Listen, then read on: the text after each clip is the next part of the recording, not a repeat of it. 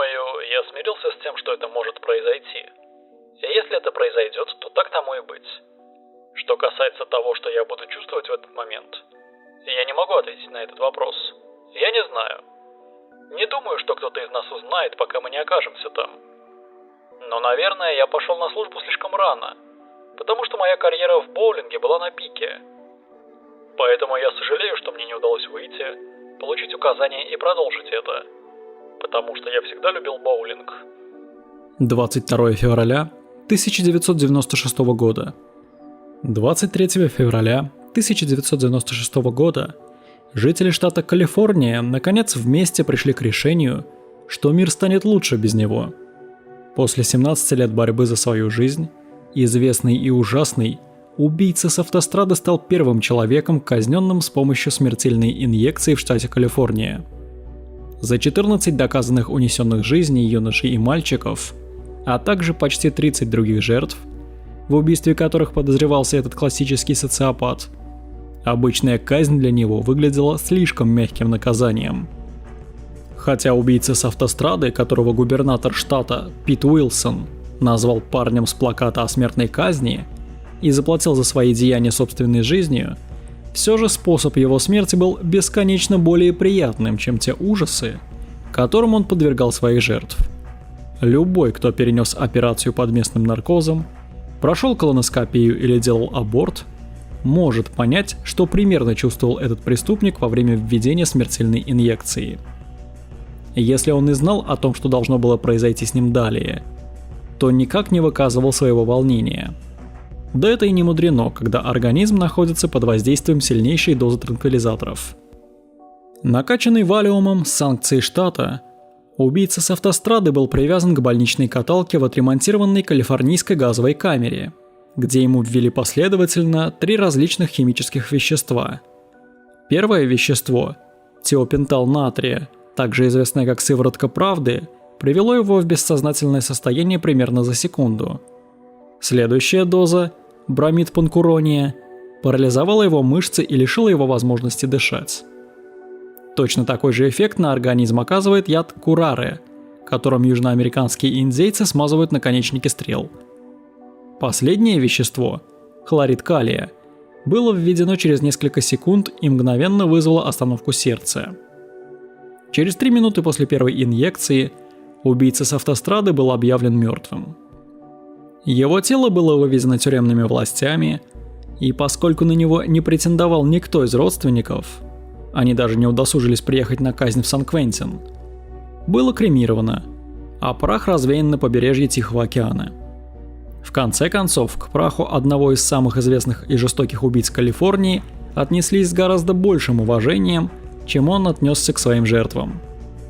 Большинство из его жертв были выброшены, обнажены и ограблены вдоль лабиринта дорожной системы Южной Калифорнии, что и послужило идеей для выбора его псевдонима.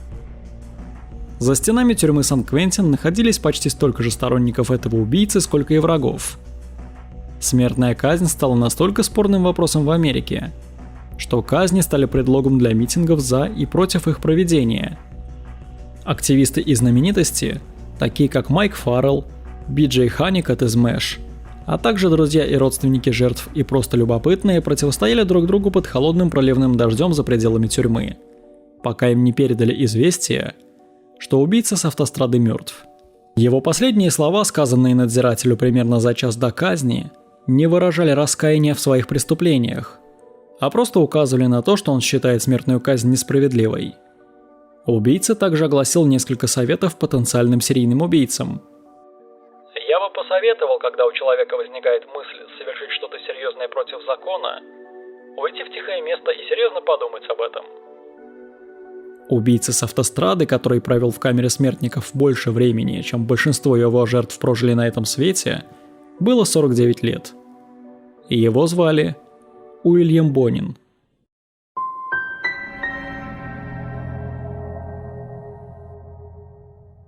Уильям Джордж Бонин родился в Уильямантике, штат Коннектикут, 8 января 1947 года. Он был средним из 3 сыновей в семье. Родители Бонина оба были алкоголиками. Его отец был машинистом, по характеру довольно вспыльчивым ветераном Второй мировой войны и азартным игроком, который часто подвергал свою жену физическому насилию в присутствии своих детей, и который, как известно, иногда избивал своих сыновей в отсутствии жены. Мать мальчиков, напротив, была властной пассивной женщиной, которая страдала от резких перепадов настроения и проводила большую часть своего свободного времени во французском клубе, местном бинго-зале, оставляя сыновей дома без присмотра. Мать Бонина редко готовила еду для семьи. Отец Уильяма Бонина часто спорил с матерью из-за финансов, что вынудило ее устроиться на местную ткацкую фабрику, чтобы обеспечивать пристрастие мужа к азартным играм. В 1950 году, когда Уильяму было 3 годика, играя в покер с высокими ставками, отец проиграл их дом в Андовере, штат Коннектикут. Всей семье пришлось переехать к бабушке Бонина по материнской линии в Виллимантик. Его отец продолжал каждую ночь тратить деньги на азартные игры и выпивку в местных барах. Из-за этого в детстве детьми серьезно пренебрегали, а их родители редко участвовали в решении семейных проблем. Несмотря на эту неблагополучную среду, Бонин и его братья были воспитаны родителями как ревностные католики и крещены в соответствии с церковным учением. Они посещали католическую школу Святой Марии, где сотрудники неоднократно жаловались на агрессию Бонина по отношению к другим ученикам, частые прогулы, невнимательность в классе и произошедший инцидент, когда он ехал на велосипеде в группу молодых девушек. За это правонарушение Бонин был ненадолго помещен в тюрьму для несовершеннолетних. Сообщается, что после возвращения домой Бонин стал более непокорным по отношению к своим родителям. Получая постоянные жалобы от различных властей и местных жителей на правонарушение Уильяма и его старшего брата, родители начали испытывать раздражение по этому поводу. 6 сентября 1953 года мать Бонина поместила Уильяма и его старшего брата во франко-американскую школу, пытаясь защитить своих детей от продолжающегося домашнего насилия, происходящего в семейном доме. Это католическое учебное учреждение строго наказывало воспитанников за любые нарушения поведения. Здесь применялись самые разнообразные наказания, включая жестокие избиения, стрессовые позы, многократное хождение по лестнице до изнеможения и частичное погружение в раковины, наполненные ледяной водой. В самых крайних случаях воспитанники сталкивались с более суровыми наказаниями, такими как окунание головы в унитаз и угрозы ножами со стороны детей старшего возраста. Также у них оставались гематомы на голове и ягодицах от нанесенных монахинями побоев. Несмотря на эти формы жестокого обращения, современные записи указывают на то, что Бонин, довольно проблемный ребенок, не был замечен сотрудниками школы в ненадлежащем поведении. Бонин вспоминал, как подвергался физическому насилию и издевательствам со стороны других детей в этом приюте, прежде чем в 1955 году его защитил 13-летний сирота. По словам Бонина, этот человек сопроводил его в туалет, где Уильям согласился на сексуальные домогательства при условии, что руки старшего мальчика будут связаны полотенцем, чтобы сам Бонин чувствовал себя в большей безопасности. После нападения Бонин поклялся, что никогда больше этого не повторится. Позже, заявив, что по отношению к нему не было никаких злоупотреблений со стороны персонала, Бонин признался, что за плохое поведение монахини настолько сильно толкнули его в забор, что он его проломил. Поскольку ни один из родителей не навещал Уильяма и его старшего брата, которым персонал запрещал общаться друг с другом, он забеспокоился о том, что его родители умерли.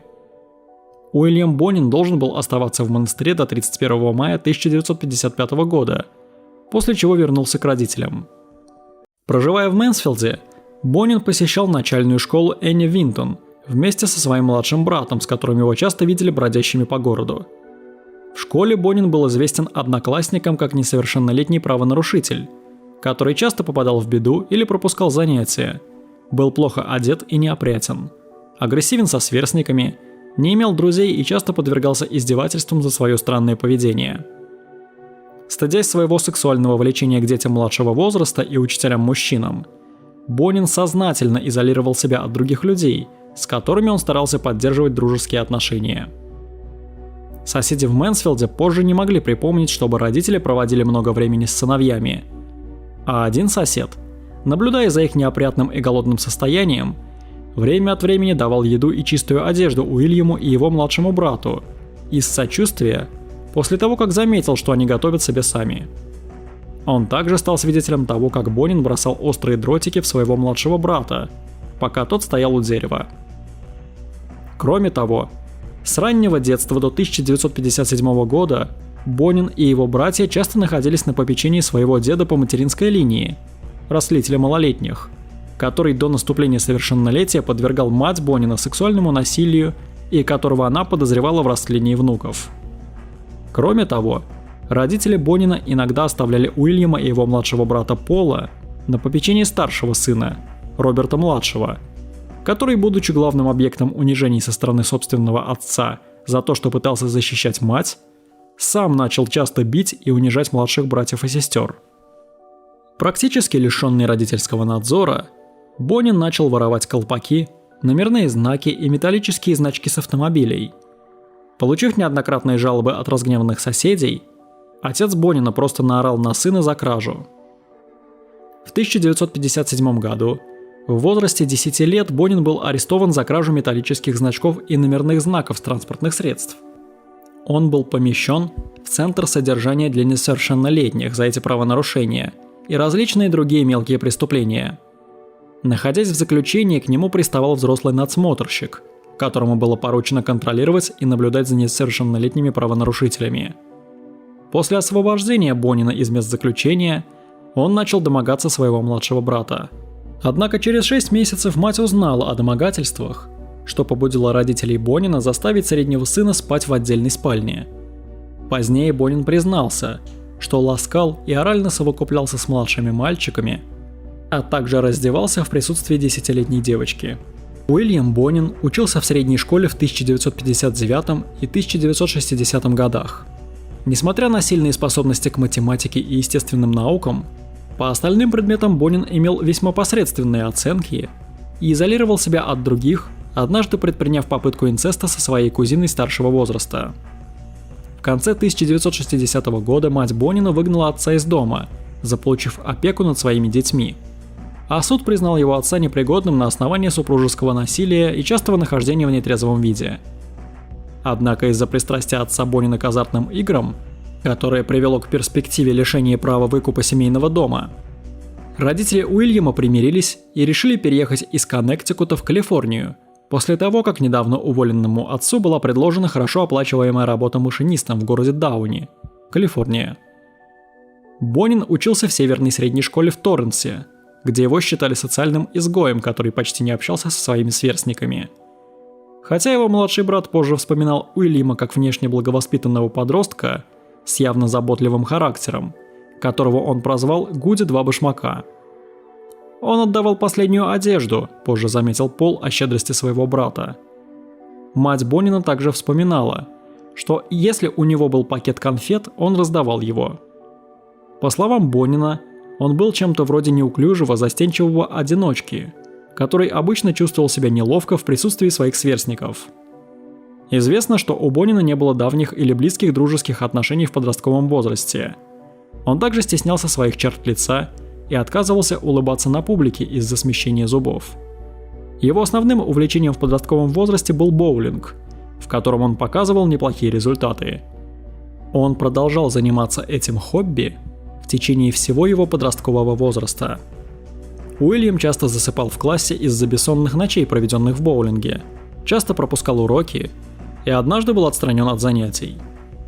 К подростковому возрасту у Бонина развился неослабевающий и навязчивый интерес к педофилии.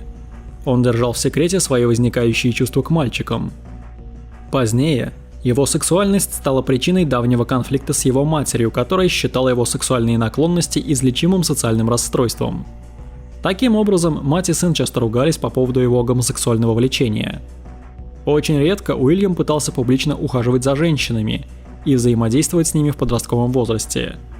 Однажды он был унижен и отвергнут девушкой, которой он осмелился подойти и пригласить на свидание. Этот инцидент задел его самооценку и укрепил уверенность Бонина в том, что он просто не может справиться с девушками в качестве романтических партнеров. Он решил никогда больше не позволять женщине причинять ему такую глубокую боль. Несмотря на это, Бонин, желая доставить удовольствие своей матери и казаться нормальным, вскоре после наступления 17-летнего возраста начал встречаться с молодой девушкой из своей средней школы по имени Линда, с которой ему никогда не было абсолютно комфортно. Бонин пытался заманить и поприставать к нескольким соседским детям, а после признал себя виновным в мелкой краже, за которую он был оштрафован на $56. В начале 1966 года, в возрасте 19 лет, Бонин бросил среднюю школу и нашел работу. Мать Уильяма, якобы чрезвычайно эмоционально контролирующая и защищающая своего сына, отказывалась признавать его акты растления, а также общую эскалацию антиобщественного поведения, которое демонстрировал Уильям Бонин на протяжении всего подросткового возраста. Не имея возможности спать и часто беспокоясь, что его арестуют за мелкие преступления или преступления с участием детей, она молилась за него и часто предупреждала его, чем очень его раздражало. Тем не менее, мать Бонина, позднее выразившая крайнее разочарование и презрение к сексуальности и действиям своего среднего сына, как минимум один раз выгоняла его из дома. Не имея мотивации и часто занимая деньги у своих родителей, Бонин решил пойти в армию в декабре 1966 года. Решив пожениться по возвращению домой, Бонин и Линда обручились. Эта помолвка была в значительной степени обусловлена волей его матери, с которой у Уильяма были постоянные конфликты, связанные с его очевидной гомосексуальностью. Мать настаивала на том, чтобы сын вел гетеросексуальный образ жизни. Считала, что перспектива брака подавит сексуальные предпочтения сына. Бонин поступил на службу в ВВС США по убеждению матери, которая надеялась, что это излечит его склонность к бесконтрольному поведению. Во время службы в армии он получил свидетельство об эквивалентности средней школы и 4 месяца работал поваром на Аляске.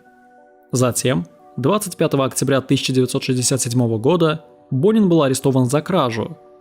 Однако, поскольку совсем скоро ему нужно было покидать это место, дело против Бонина было закрыто. Во время войны во Вьетнаме, находясь в базовом лагере Фулой, он 5 месяцев служил в 205-м штурмовом вертолетном подразделении в качестве воздушного стрелка, проведя более 700 часов в боях и патрулировании.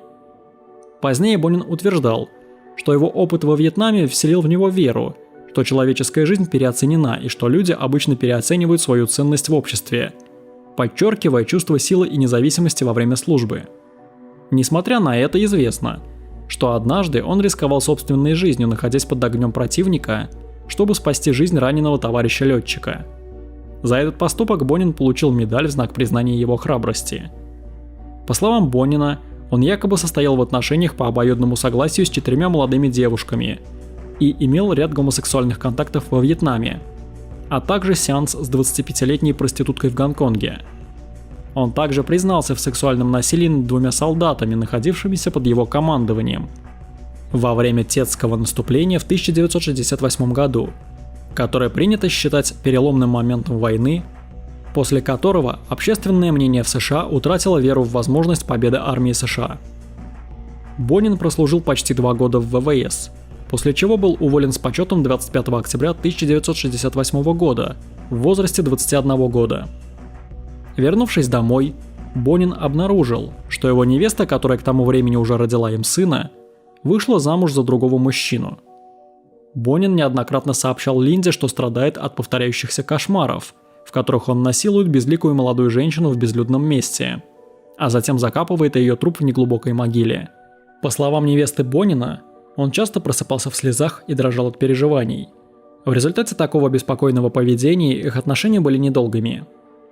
Позднее он резюмировал свои отношения как большую ошибку и свою личную неудачу, в первую очередь вызванную давлением на него со стороны матери. Известно, что это событие очень сильно его расстроило. Работая дежурным на заправочной станции, Бонин вернулся в Дауни, чтобы жить со своими родителями. Он негодовал, поскольку они часто просили его о помощи. Несколько членов семьи отметили заметную разницу в его поведении после службы в армии, хотя Бонин отказывался об этом говорить.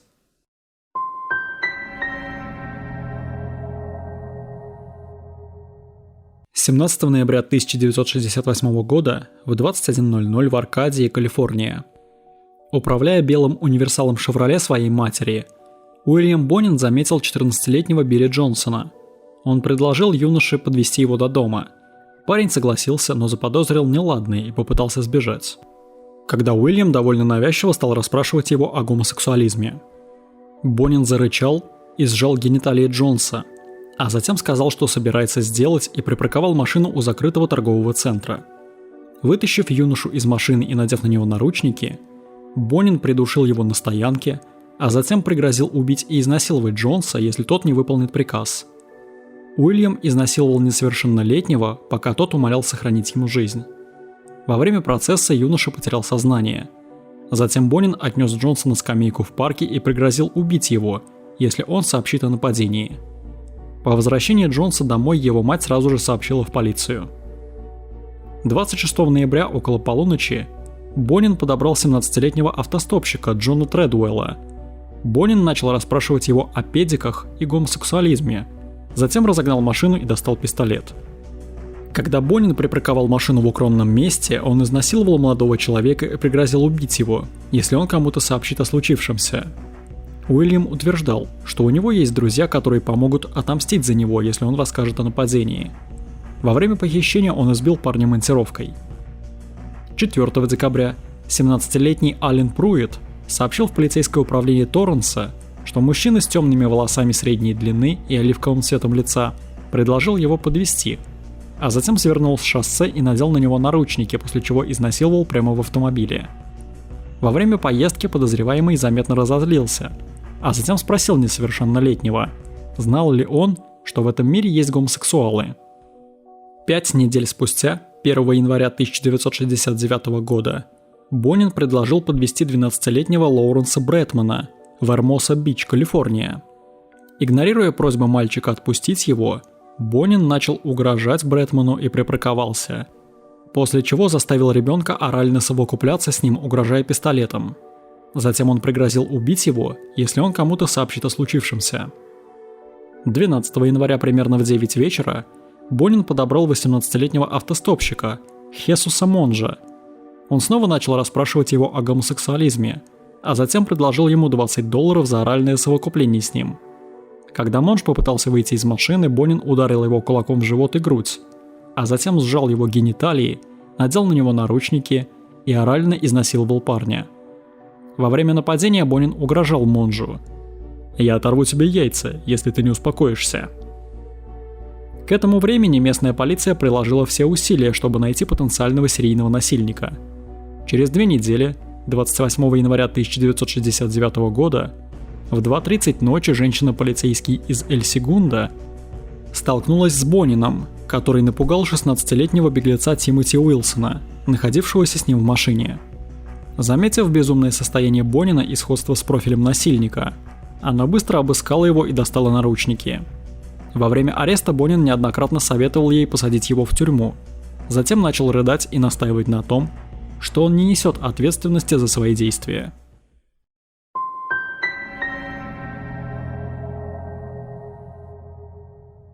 Уильяму Бонину было предъявлено обвинение по 5 пунктам в похищении людей, 4 пунктам в содомии, 1 пункту в оральном совокуплении и 1 пункту в растлении малолетних в отношении 5 человек. В марте 1969 года Бонин прошел 2 психиатрические экспертизы. Он был определен как сексуальный психопат, который мало контролировал свои действия и проявлял признаки депрессии и неуместных эмоциональных реакций. Первоначально отрицая насилие в раннем детстве, Бонин признался, что его все же насиловали в возрасте 8 лет, и подозревал, что к нему приставали в возрасте от 9 до 12 лет. В мае 1969 года Бонин рассказал сотруднику службы пробации о своем недавнем стрессовом разводе и признал свою вину в растлении малолетних парней, хотя он также выразил желание создать семью и стать пилотом после освобождения. Он также выразил убеждение, что его служба во Вьетнаме способствовала его преступному поведению, подчеркнув, что после его возвращения ему трудно соблазнять женщин. В ходе окончательной оценки было установлено, что ему всерьез не хватает понимания и ответственности за преступления, совершенные в детстве. Бонин признал себя виновным в растлении и принуждении к оральному совокуплению, и в июне 1969 года был приговорен к заключению в государственной больнице Атаскадера, как сексуальный преступник с психическим расстройством, которого считали поддающимся лечению. Бонин поступил в государственную больницу Атаскадера 17 июня 1969 года. Он прошел ряд психиатрических обследований, которые показали, что его IQ выше среднего, 121 пункт. У него проявляются черты маниакальной депрессии, расстройства сексуального садизма и антисоциальное расстройство личности. Хотя никаких других значительных аномалий головного мозга обнаружено не было, физическое обследование выявило обширные шрамы на голове и ягодицах, которые, как утверждал Уильям, не помнил, как получил, но, вероятно, они были нанесены в приюте. Отсутствие признания привело экспертов к выводу, что Бонин подавлял воспоминания о более экстремальных аспектах жестокого обращения с ним в детстве. Специалисты также отметили психологические и эмоциональные последствия нездоровых отношений Бонина с его властной матерью, от которой он оставался эмоционально зависимым, несмотря на ее невысокое мнение о нем, и которая утверждала, что ее сын был по существу никчемным человеком. Бонин регулярно посещал сеансы групповой терапии в Таскадеро. Психиатры отметили его защитное агрессивное отношение к другим пациентам и отказ признать его гомосексуализм. Уильяма классифицировали как крайнего социопата с высокой вероятностью рецидивного поведения в периоды психотического срыва.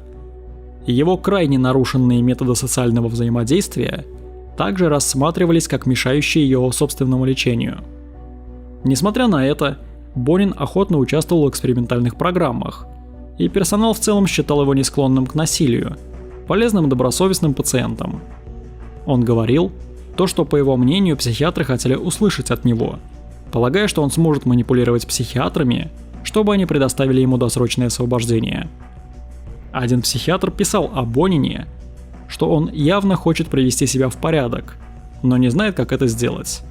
7 июля 1971 года, в возрасте 24 лет, Бонин был отправлен в Калифорнийское медицинское учреждение, поскольку был признан непригодным для дальнейшего лечения из-за неоднократных сексуальных контактов с сокамерниками, двое из которых были психически неполноценными, в результате чего его несколько раз избивали, что явилось дополнением к отчуждению и раздражению других пациентов.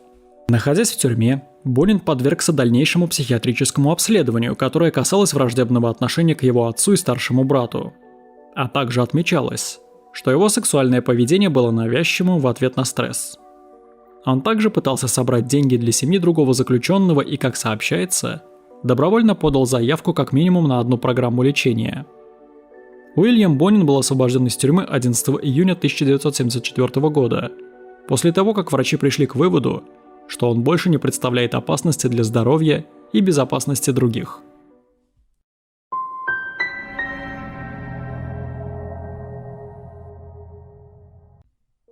В июле 1974 года Бонин арендовал квартиру в Голливуде с намерением влиться в местное гей-сообщество, но потерпел неудачу из-за плохих социальных навыков и вскоре переехал в новый дом своих родителей в Дауни, Калифорния. В декабре 1974 года он начал работать водителем грузовика в службе доставки под названием Dependable Drive Away, а в феврале 1975 года его уволили за совершенное ДТП. Через месяц Бонин посещал занятия в местном колледже в течение 2 семестров после увольнения и подбирал автостопщиков для удовлетворения своих сексуальных потребностей, в конечном итоге установив серьезные отношения с матерью-одиночкой. Во время поездки с целью поиска мальчиков 8 сентября 1975 года, примерно в 19:00, он повстречался с 14-летним Дэвидом Алленом Маквикером, путешествующим автостопом в городе Гарден-Гроув. Маквикер принял предложение Бонина отвезти его в дом его родителей в Хантингтон-Бич. Вскоре после того, как Маквикер сел в Opel Kadett Бонина, тот начал задавать вопросы, был ли он гомосексуалистом или имел ли он гомосексуальный опыт. Маквикер ответил, что нет, попросив остановить машину. Однако Бонин, напротив, нажал на газ. Когда Маквикер попытался выпрыгнуть из машины, Бонин достал пистолет и отвез парня на пустынное поле, приказав ему раздеться, а затем избил его. Затем Уильям принудил Маквикера к оральному совокуплению, а после изнасиловал его, одновременно придушивая его футболкой и монтировкой на переднем сиденье своей машины. Затаив дыхание, Маквикер умолял сохранить ему жизнь, бормоча: «Боже, помоги!». Бонин немедленно прекратил свои действия и извинился, а затем начал совершенно непринужденную беседу. После этого он помастурбировал в тряпку, после чего отвез юношу домой, заявив по дороге: «Знаешь, я ведь хотел тебя убить, но теперь я хочу как-нибудь вернуться за тобой и снова использовать себя». Когда Маквикер выходил из машины, Бонин сказал: «Мы еще встретимся». МакВикер проплакал несколько часов, а затем позвонил на горячую линию по жестокому обращению с детьми. Затем он позвонил своей матери, которая немедленно сообщила об инциденте в полицию Гарден-Гроув. Уильям Бонин был арестован несколько месяцев спустя за 2 нападения, 11 октября 1975 года. При аресте он сообщил правоохранительным органам, что в следующий раз не оставит свидетелей. Ему были предъявлены обвинения в изнасиловании и насильственном оральном совокуплении с несовершеннолетним, а также в попытке похищения 15-летнего мальчика через 2 дня после нападения Бонина на МакВикера. Этот парень отклонил предложение Бонина о $35 за секс, вышел из машины и приказал ему проваливать прочь. В ответ на это Уильям заехал на тротуар и попытался задавить потерпевшего. Бонин признал себя виновным по обоим обвинениям, и 31 декабря 1975 года он был приговорен к тюремному заключению на срок от 1 до 15 лет в калифорнийской мужской колонии в Сан-Луис-Обиспо. В 1977 году Бонин подвергся дальнейшему психиатрическому освидетельствованию. Результаты исследований показали его сексуальную связь с маленькими мальчиками, связанную с контролем его матери. В марте 1978 года отец Бонина перенес серьезный инсульт, предположительно вызванный его давней алкогольной зависимостью, в результате чего он был госпитализирован в больницу администрации ветеранов Лонг-Бич, где его мать работала медсестрой. В тюрьме Бонин окончил курсы по математике и прошел более 2400 часов профессионального обучения в качестве машиниста, чтобы получить работу, продемонстрировав значительный прогресс в индивидуальных терапевтических сеансах. В результате Бонин был освобожден из-под стражи 11 октября 1978 года, однако для него был установлен 18-месячный испытательный срок.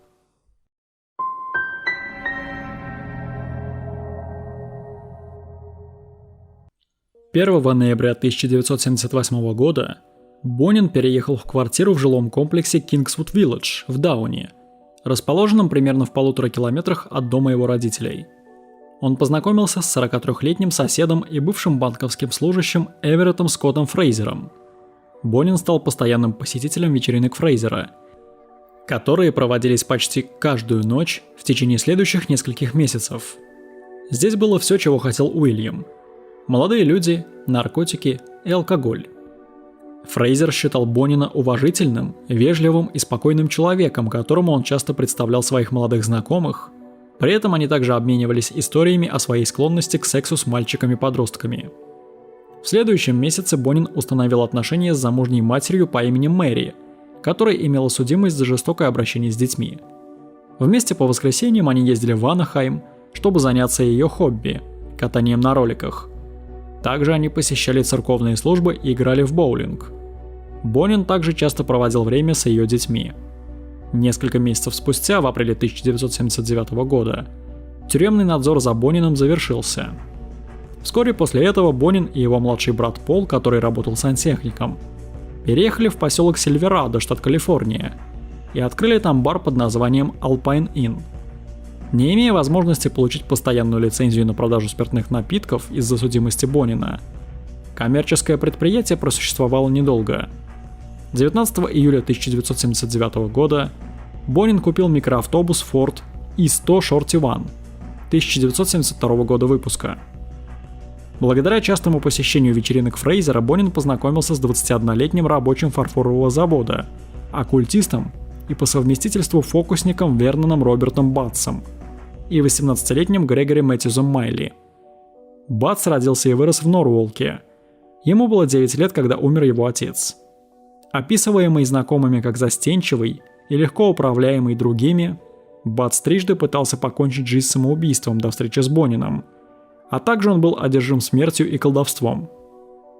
На момент знакомства с Бонином Батс, заядлый читатель литературы ужасов, который часто косплеил вымышленных персонажей, таких как Дарт Вейдер, приобрел репутацию эксцентричной личности. Он украшал свою квартиру игрушечными пауками и хранил 2 гроба, один из которых использовался как телефонная будка, а другой как журнальный столик, на котором Батс занимался любовью со своей девушкой. Она называла себя ведьмой.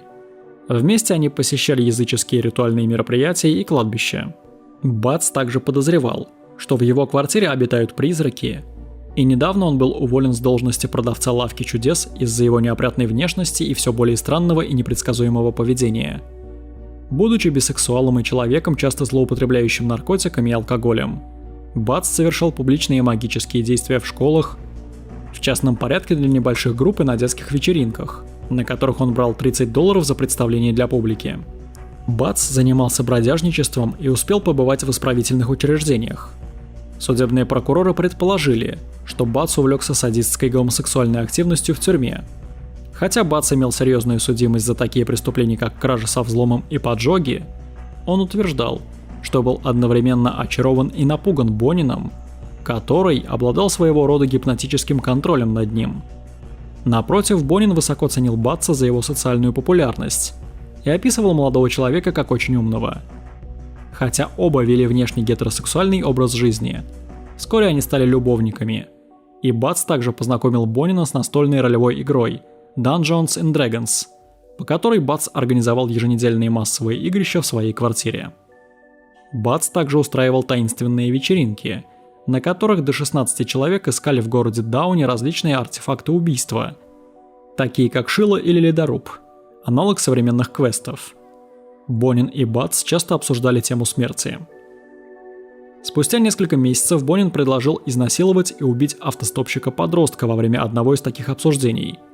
Бац согласился с этим предложением, а позже открыто признался, что с большим удовольствием наблюдал, как Бонин издевался над своими жертвами и пытал их в задней части своего фургона, пока он, Бац, вел машину. Тем не менее, Бац настаивал на том, что он в первую очередь участвовал в убийствах из-за страха перед Бонином, который однажды прибыл в его жилище без предупреждения, после того, как Бац незаметно изменил свой адрес, не сообщив ему об этом. Грегори Майли, необразованный уроженец Техаса, бросивший школу, имел IQ в 56 пунктов. Он зарабатывал на жизнь случайной работой. У матери Майли было несколько неблагополучных браков, и она сильно пренебрегала сыном. Майли, который считал Бонина кем-то вроде отца, часто сопровождал его вопреки желанию матери при просмотре фильмов, покупке одежды и посещении ресторанов в обмен на их сексуальные отношения.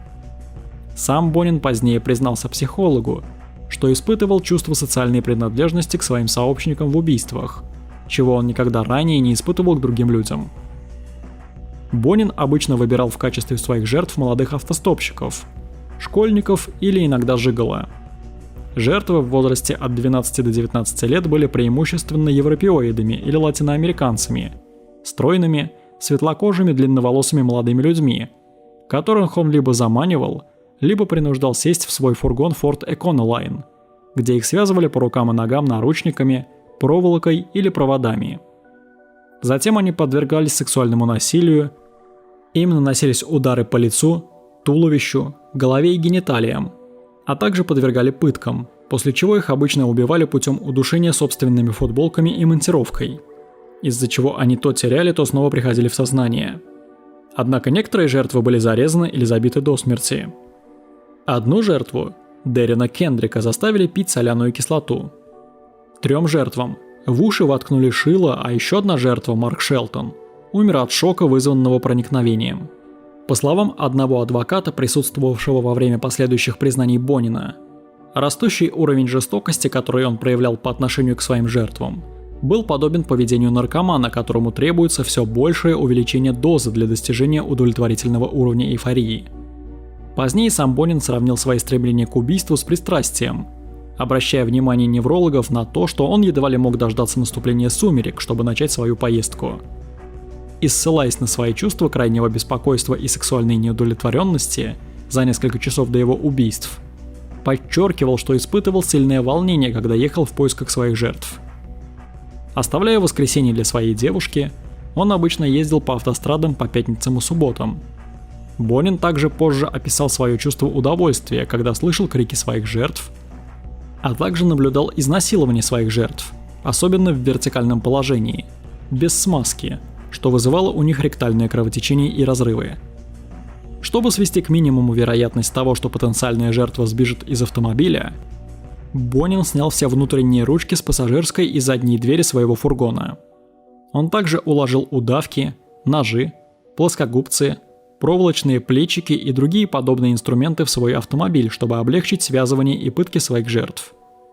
Жертв обычно убивали в фургоне, а затем их тела выбрасывали вдоль шоссе Южной Калифорнии. Пытаясь избежать следствия, Бонин часто ездил в разные округа, чтобы выбросить тела своих жертв далеко от места их похищения. Доктор Альберт Розенштейн, судебный психолог, предсказал, что убийца был умным преступником в возрасте от 20 до 30 лет, провел некоторое время в психиатрической больнице, подвергался жестокому обращению в детстве, и что, будучи бисексуалом, убийца никогда не сможет смириться с гомосексуальной стороной своей личности. Он также отвергает свои действия, о чем свидетельствуют ужасные увечья его жертв. Как минимум в 12 убийствах Бонину, который считал убийство командным видом спорта, помогали один или несколько из его 4 известных сообщников. Делая вырезки из газет о своих убийствах, Бонин позже показывал их, чтобы завербовать Вернона Батса, а его знакомый Эверетт Фрейзер хвастался тем, какие убийства он совершил.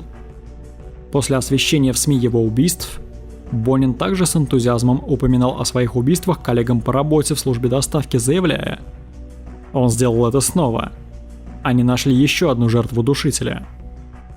Тем, кто не знал о его преступлениях, Бонин, который ежедневно ездил вокруг Ориндж за газетами, казался одержимым этим делом.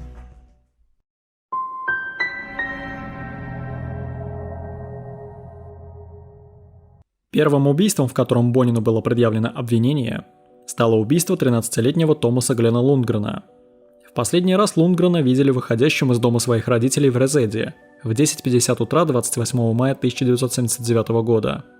Сообщается, что незадолго до похищения Лундгрен сказал друзьям, что мужчина предложил встретиться с ним в скейт-парке, чтобы сфотографировать его во время катания на скейтборде. По словам мужчины, фотографии планировалось опубликовать в журнале. Тело парня, одетое только в футболку, кеды и носки, было найдено в тот же день в Агуре. Вскрытие показало, что Лундгрен подвергся кастрации и сильным ударам предметом, похожим на ручку домкрата, по лицу и голове.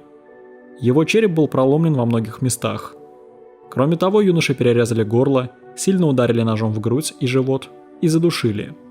Его нижнее белье, джинсы и отрезанные гениталии с несколькими следами укусов были обнаружены разбросанными в поле рядом с его телом.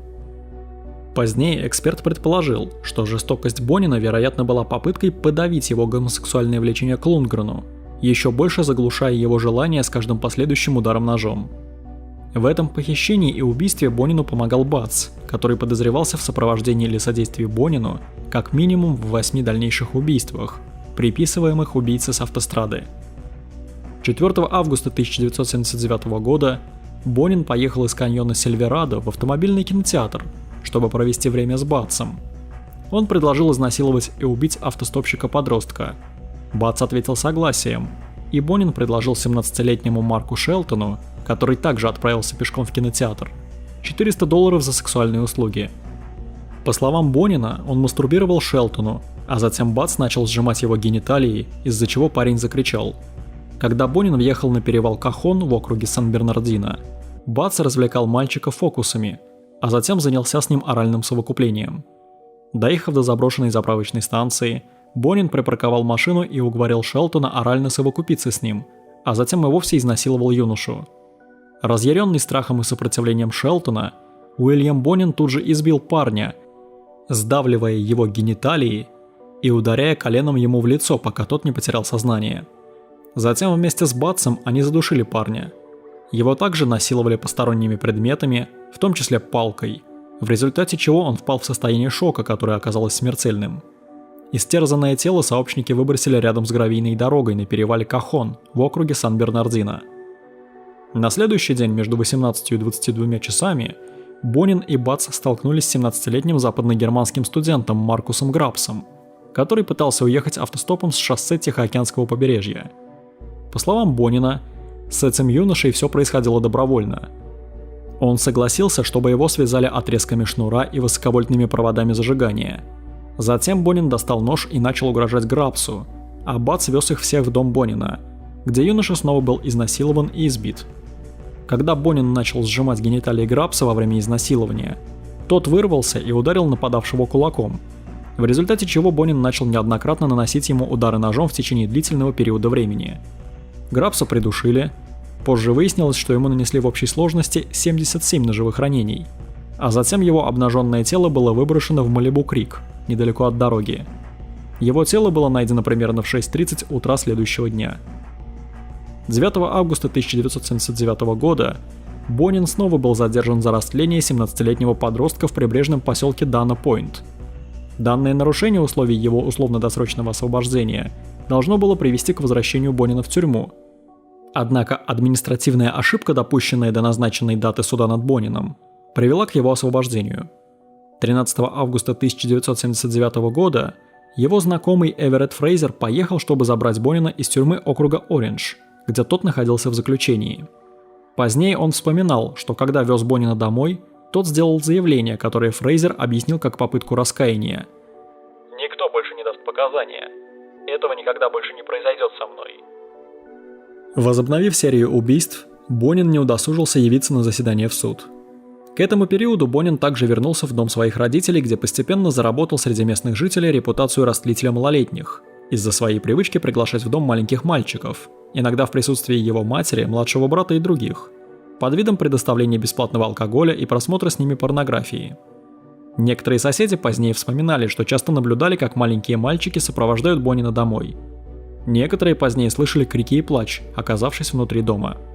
Несмотря на это, его мать и младший брат утверждали, что никогда не были свидетелями жестокого обращения Бонина с молодыми людьми. 20 августа 1979 года Бонин подобрал 18-летнего Роберта Виростека, который ехал на велосипеде в продуктовый магазин в Ньюпорт-Бич. Бонин предложил ему $50 за совершение акта орального совокупления.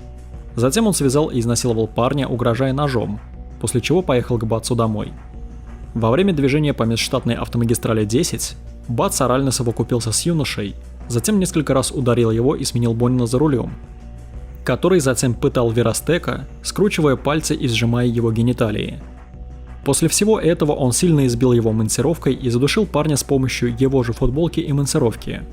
Тело молодого человека было найдено 27 сентября рядом с межштатной автомагистралью 10. 9 сентября 1979 года Бонин встретил 17-летнего юношу из Ла-Мирады по имени Дэвид Луи Мурильо. Тот ехал на велосипеде в кинотеатр. Бонин предложил ему деньги за секс, но получил отказ. Затем он попытался приласкать Мурильо, после чего его связали и повезли в дом Батса. Пока Батс вел машину, Бонин заставил мальчика орально совокупляться с ним, затем сжал его гениталии и изнасиловал его. Затем он поменялся местами с Батсом, который также орально совокупился и избил Мурильо, после чего, будучи в отчаянии из-за отсутствия сексуального возбуждения у юноши, сжал его гениталии. Затем сообщники припарковали автомобиль в укромном месте, связали парня, оба неоднократно изнасиловали его, сильно избили монтировкой по груди, шее и голове, а затем задушили веревкой. После этого убийцы сбросили обнаженное тело парня с насыпи дороги в заросли плюща, растущего вдоль шоссе 101. Обнаженное тело юноши было обнаружено через 3 дня. Сообщается, что после этого инцидента Батс начал демонстрировать крайне странное поведение, в какой-то момент приставив лезвие топора к горлу близкого друга и заявив: «Я хотел бы увидеть, как хлынет твоя кровь, и услышать твои крики». Известно, что Бонин не убивал целых 2 месяца, до 1 ноября 1979 года, или около того, когда он и Батс похитили и убили неопознанного молодого человека с каштановыми волосами, рост которого, по словам Бонина, был около 170 сантиметров, возраст около 18 лет. Эта жертва была многократно жестоко избита обоими похитителями. Затем Бонин задушил его. Полностью одетое тело жертвы было выброшено в ирригационную канаву рядом с шоссе 99, к югу от Бейкерсфилда. Во время пыток Бонин спросил жертву, знает ли он, почему ему пришлось умереть. Затем он объяснил, почему. «Твои люди заплатили нам, чтобы мы нашли и убили тебя». Бонин задушил юношу, а затем вонзил шило ему в ноздри и правое ухо.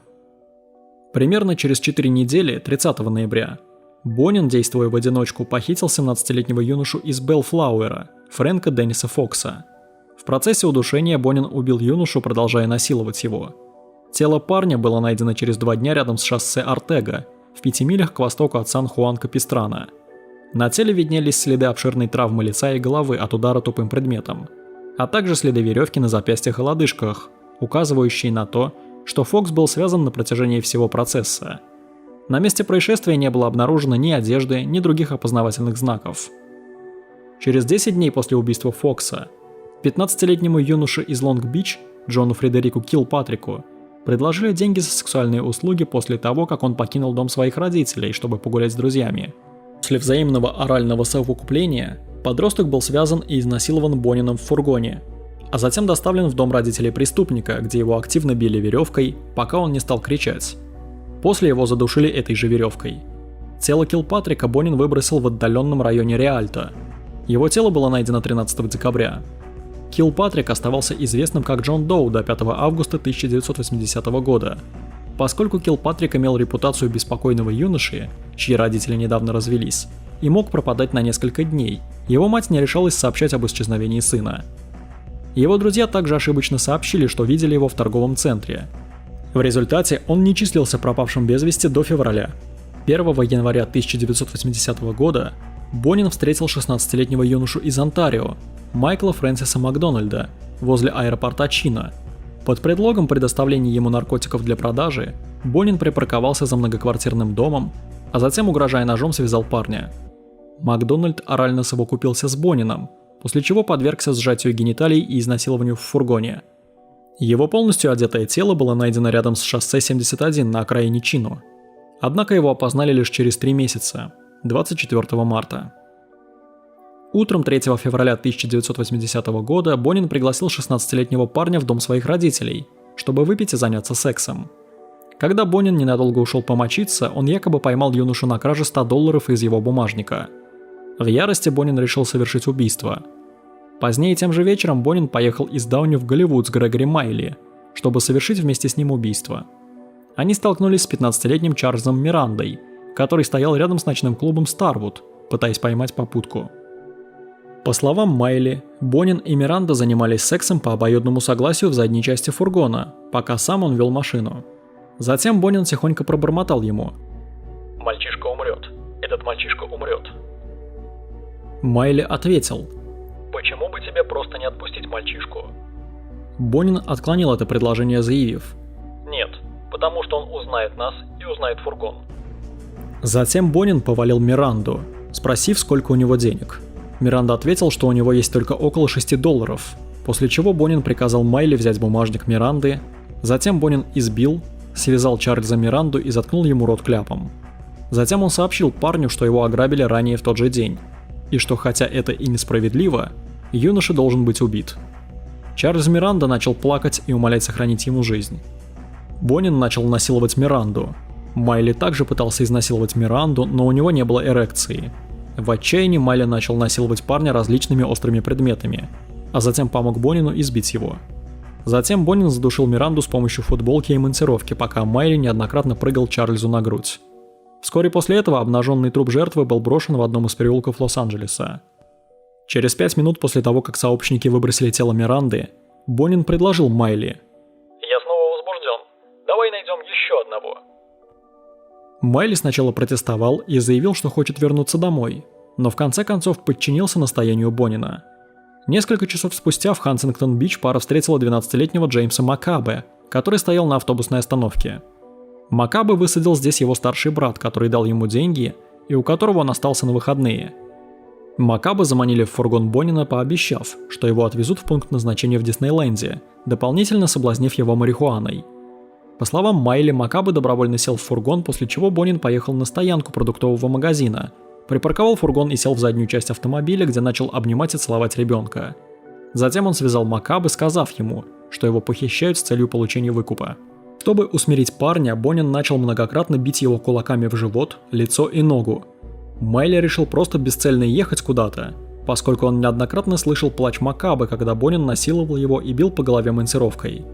Затем Бонин заставил Маккабе лечь спать у него на руках. После пробуждения Маккабе Майли присоединился к Бонину и начал избивать ребенка до потери сознания, просто потому что его потянуло это сделать. Затем Бонин надавил на шею Маккабе монтировкой. После этого Бонин задушил Джеймса Маккабе его собственной футболкой, и затем сообщники выбросили его труп рядом с мусорным баком на строительной площадке Уолнут-Сити. Тело Маккабе было обнаружено 3 дня спустя, полностью одетое, с несколькими переломами черепа и ушибом полового члена. После убийства Макабе Бонин и Майли потратили украденные из его кошелька деньги на обед. Через день после убийства Миранды и Макабе Бонин был арестован за нарушение условий условно-досрочного освобождения. Он был заключен под стражу в тюрьме округа Ориндж до 4 марта.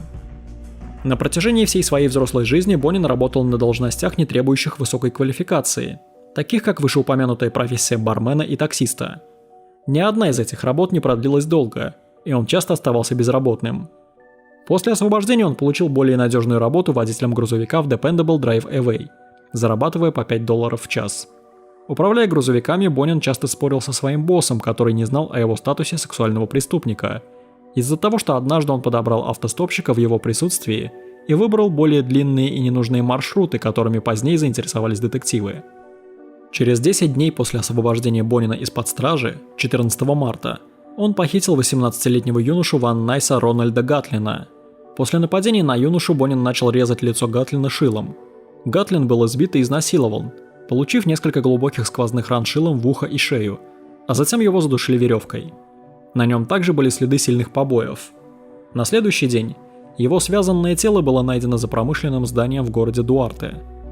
Через неделю, 21 марта, Бонин предложил подвести 14-летнего автостопщика Глена Нормана Баркера. Баркер также был избит и изнасилован различными предметами, затем задушен веревкой, на его шее были многочисленные ожоги от сигареты, а прямая кишка была сильно растянута.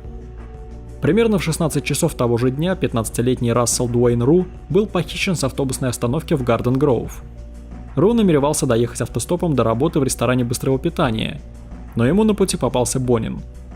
Парень был связан, избит и задушен после 8 часов плена, после чего его тело было выброшено вместе с телом Баркера в национальном лесу Кливленда, недалеко от шоссе Артега. Оба тела были найдены 23 марта, и у обоих были следы обширных побоев и следы от веревок на запястьях, лодыжках и шее. Как-то в пятницу вечером в марте 1980 года Бонин предложил 17-летнему Уильяму Рэю Пью подвезти его домой, когда пара покидала резиденцию Фрейзера. Через несколько минут после того, как он согласился на поездку, Бонин спросил Пью, не хочет ли он заняться с ним сексом. Позже Пью заявил, что запаниковал и начал заикаться, услышав этот вопрос. И, посидев в тишине несколько минут, попытался выйти из машины, как только Бонин замедлил фургон на светофоре. В ответ Бонин схватил Пью за воротник и потащил обратно на пассажирское сиденье. По словам Пью, Бонин пришел в раздраженное состояние, а затем признался ему, что ему нравилось похищать молодых мужчин-автостопщиков по вечерам в пятницу и субботу, чтобы у него было время катать свою девушку на роликах по воскресеньям, добавив, что он сдерживал и оскорблял молодых людей, прежде чем задушить их собственными футболками. Затем Бонин деловым тоном сообщил Пью: «Если ты хочешь кого-то убить, ты должен составить план и найти место, где можно сбросить тело, еще до того, как выберешь жертву». Бонин далее объяснил, что он решил воздержаться от сексуального насилия и убийства Пью из сентиментальности. Его пощадили, потому что пара была замечена вместе, покидающей вечеринку Фрейзера.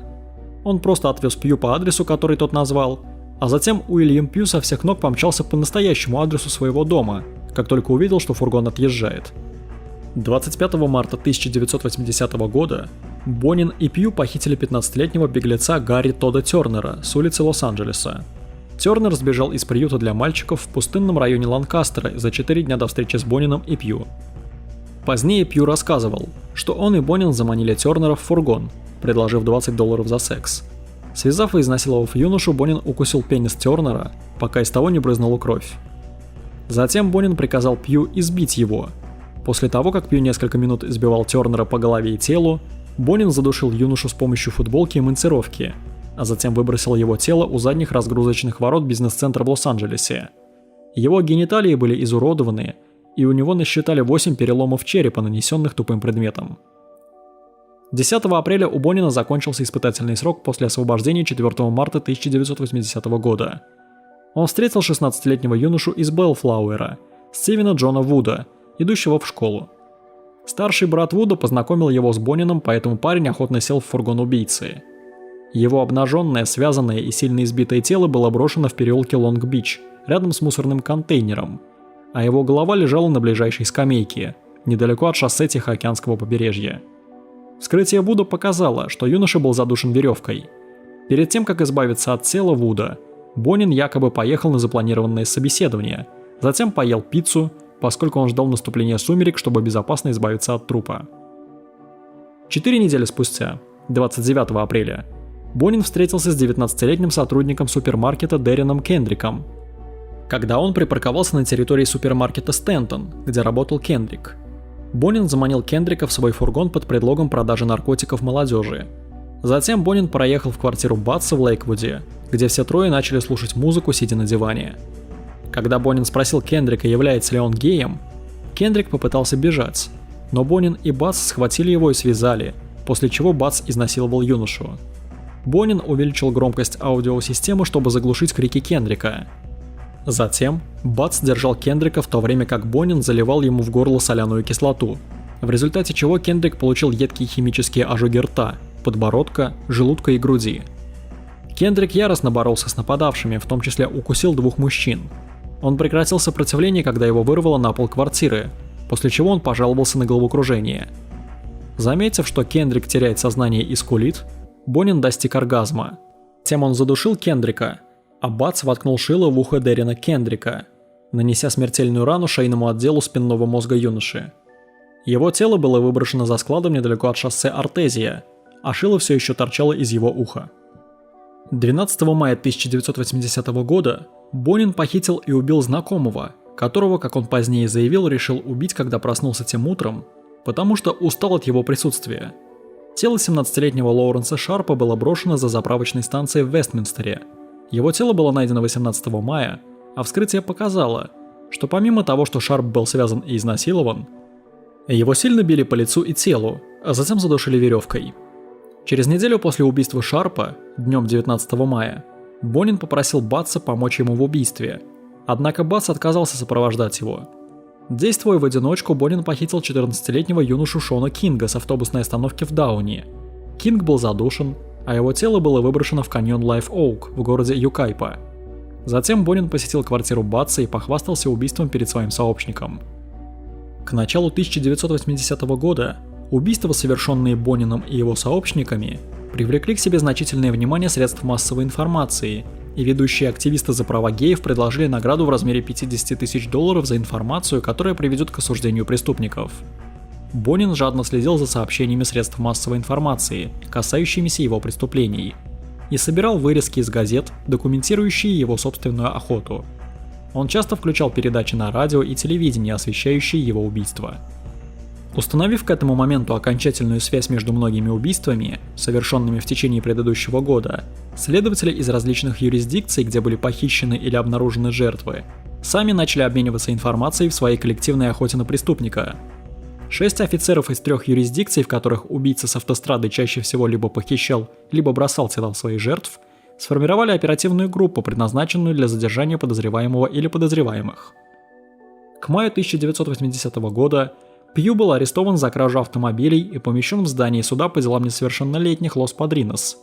28 мая он услышал подробности продолжающихся убийств в передаче по местному радио и признался адвокату, что узнает образ действий преступника, описанный ему Бонином 2 месяцами ранее. Этот советник сообщил о подозрениях Пью в полицию, которая, в свою очередь, передала информацию сержанту отдела убийств Джону Сент-Джону из департамента полиции Лос-Анджелеса. Сент-Джон на следующий день провел обширный допрос Пью. Хотя Пью утаил тот факт, что он помогал Бонину в одном из его убийств, предоставленная им информация привела Сент-Джона к выводу, что Бонин мог быть убийцей с автострады. В тот же день, когда Пью сообщил полиции о причастности Бонина, Уильям Бонин пригласил 18-летнего бездомного бродягу Джеймса Майкла Мунро, с которым он столкнулся во время поездки в поисках молодых жиголо, переехать в дом на Энджел-стрит, в котором он проживал со своей матерью и старшим братом, но только в обмен на секс. Мунро был беглецом из Сент-Клэра, штат Мичиган, которого выселили из дома его семьи в начале 1980 года. Мунро планировал встретить друга в Калифорнии, но в конечном итоге стал жить на улице после того, как у него украли деньги, которые он сэкономил, работая мужчиной по вызову в Голливуде. Находясь в резиденции на Энджел-стрит, Мунро, который был бисексуалом и предпочитал сексуальные отношения с женщинами, начал сексуальные отношения по обоюдному согласию с Бонином. Он также принял последующее предложение о работе в фирме доставки Монтебелло, где работал Бонин, и иногда Бонин разрешал ему водить свой фургон. Позднее Мунро описал свое первоначальное впечатление о Бонине как о хорошем парне, действительно нормальным. 1 июня Бонин взял Мунро покататься на роликах со своей девушкой, а затем внезапно сообщил ему, что он хочет, чтобы они оба похитили, изнасиловали и убили автостопщика-подростка. Полицейское исследование биографии Бонина выявило его обширную историю судимости за сексуальное насилие над мальчиками-подростками. Сент-Джон назначил группу наблюдения для наблюдения за передвижениями Бонина. Наблюдение за Бонином началось вечером 2 июня, за час до того, как Бонин и Мунро избавились от тела последней жертвы убийцы с автострады. За несколько часов до начала полицейского наблюдения за Бонином, вечером 2 июня, он в сопровождении Мунро встретился с 18-летним работником типографии Стивеном Джеем Уэллсом, стоящим на автобусной остановке. Бонин и Мунро заманили юношу в фургон. Узнав, что Уэллс был бисексуалом, Бонин вступил в соитие по обоюдному согласию с Уэллсом в задней части своего фургона. Прежде чем убедить юношу сопровождать его в дом его родителей, где они продолжали соитие на кровати родителей Бонина. Затем Бонин отправил Мунро купить гамбургеры. По возвращении Мунро, Бонин убедил Уэллса позволить связать себя бельевой веревкой под предлогом получения $200. Затем он позвал Мунро в комнату. Догадываясь об их намерениях, Уэллс пришел в бешенство. Затем Бонин удалился на кухню за водой, сообщив Мунро, что они оба должны убить Уэллса, после чего они заткнули рот Уэллсу и избили его в коридоре. Сам Уэллс умолял сохранить его жизнь. Бонин улыбнулся, когда вытащил $10 из кошелька Уэллса, заявив о своем намерении оставить его тело где-нибудь на скамейке в парке. Затем он задушил Уэллса с помощью футболки и мундировки. Мунро спросил, был ли Уэллс мертв, что побудило Бонина рассмеяться и ответить: «Да, глупыш. Разве ты никогда раньше не видел мертвое тело?» После Бонин бросил футболку Уэллса в коридор и приказал Мунро, который отступил на подъездную дорожку, чтобы перевести дух, забрать картонную коробку из комнаты своего старшего брата. Сообщники поместили тело Уэллса в эту картонную коробку, которую затем отнесли в фургон Бонина. Примерно в 9 часов вечера они поехали в квартиру Батса, когда Бонин сообщил Мунро, что он, Батс и другие совершили большинство убийств, приписываемых убийце с автострады. В квартире Батса они втроем коротко переговорили, а затем Бонин пригласил Батса осмотреть тело Уэллса. Батс, который еще был одет в костюм Дарта Вейдера, потрогал тело и воскликнул: «О, у тебя тут еще один!» Затем он похвалил Бонина, заявив: «Хорошая работа, Билли. Ты действительно хорошо справился». Впоследствии Бонин попросил совета, где избавиться от трупа. На последующем суде над Бонином Мунро вспомнил, как Батс рекомендовал выбросить Уэллса возле заправочной станции. Позднее Мунро также показал, что Батс активно отговаривал Бонина от выбрасывания тела Уэллса в близлежащие каньоны из-за позднего часа и общего присутствия полиции, вызванного недавним освещением СМИ. Когда они ехали, чтобы найти место, где можно сбросить тело, они столкнулись с полицейской машиной. Сообщники поехали на заброшенную заправку, где втиснули обнаженный труп Уэллса между забором из сетки рабицы и грузовиком. Тело было обнаружено через 5 часов двумя братьями, которые припарковались поблизости, чтобы поменять спущенное колесо. Вернувшись домой, Бонин и Мунро смотрели телевизор в поисках новостей об обнаружении тела Уэллса. Откусив свой гамбургер, Бонин посмотрел в потолок и сказал: «Спасибо, Стив». После чего они с Мунро расхохотались. Той же ночью Бонин намекнул Мунро, уже опасавшемуся за свою жизнь, чтобы он хранил молчание об убийстве Уэллса, иначе ему грозит смерть.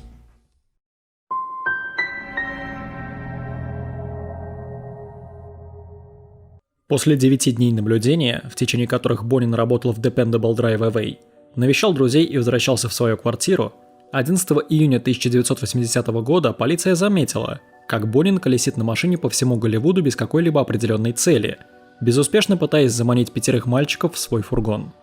Наконец ему удается заманить юношу в свой автомобиль. Полиция преследовала Бонина до тех пор, пока его фургон не припарковался на стоянке станции техобслуживания недалеко от Голливудского шоссе, а затем незаметно подошла к автомобилю.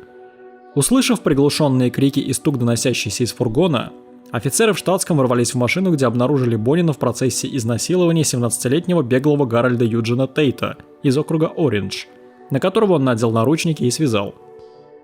Первоначально обвиненный в изнасиловании несовершеннолетнего и задержанный по подозрению в убийстве Миранды, Бонин был задержан с установленным в размере $250 тысяч залогом.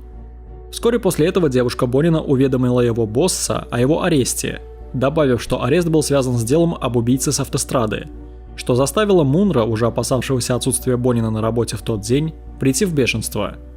На следующий день Мунро украл машину Бонина и сбежал в свой родной Мичиган, где он временно проживал с другом до своего ареста.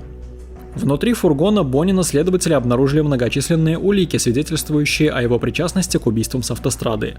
Эти предметы включали в себя различные удерживающие устройства, в том числе отрезки нейлонового шнура, набор ножей, монтировку и предметы домашнего обихода, такие как плоскогубцы и проволочные плечики. Кроме того, судебно-медицинская экспертиза салона фургона Бонина, а затем и частей его дома, выявила обширные следы пятен крови. Кроме того, внутренние ручки пассажирской и задней двери его автомобиля были сняты, очевидно с целью предотвратить побег жертв из автомобиля. Внутри бардачка следователи также обнаружили вырезки из газет, связанные с убийствами. Первоначально заявлявший о своей невиновности в убийствах, Бонин признал свою вину Сент-Джону после прочтения эмоционального письма от матери жертвы Шона Кинга, в котором она умоляла раскрыть местонахождение тела ее сына.